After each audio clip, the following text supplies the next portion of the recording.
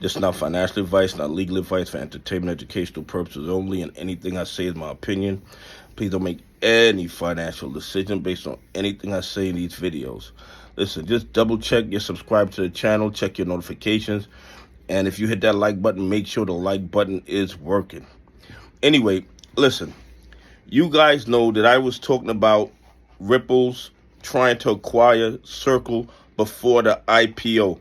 And they had made an initial offer of $5 billion for Circle. And of course, Circle said no, they wouldn't accept that. They thought it undervalued them. But realistically, in my opinion, $5 billion was the actual valuation of Circle.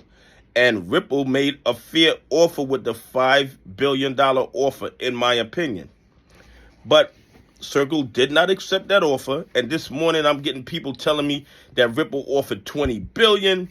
And when I heard the $20 billion, I said to myself, I said, that is impossible. I said, there's no way Ripple would 4x their original offer. That's a little bit too crazy to me. And then as I'm researching a little further, because you know they say we don't do any research, we close our eyes, we throw darts at boards, and that's how we make financial decisions. But while researching a little further, I found something that said that Ripple offered $10 billion for Circle. Now, that's a number, while it's double the valuation of Circle, that's a number that seems more believable to me. I believe that Ripple did offer $10 billion for Circle, because what Ripple is trying to do is to control the entire financial market.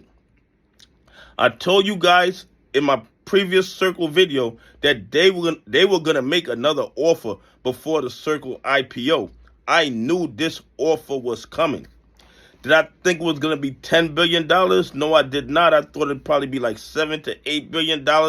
But they offered $10 billion if this is true. Because they want to wrap this deal up. They have Circle. They have Hidden Road. Ripple XRP becomes the big dogs of international money transfer and domestic money transfer. Then MasterCard, Visa, American Express, all the banks are gonna have to come to Ripple to make domestic transfers and international transfers. And I believe that is gonna send the price of XRP to the moon. And I'm not telling you to buy, hold, or sell XRP. I'm just telling you that the more assets that Ripple acquire puts more value into XRP, in my opinion. The bottom line is this. Everything that Ripple is doing is to ensure that they are the big dog on the block. And had it not been for Gary Gensler and the SEC suppressing Ripple for the last 5 to 8 years, Ripple would have reached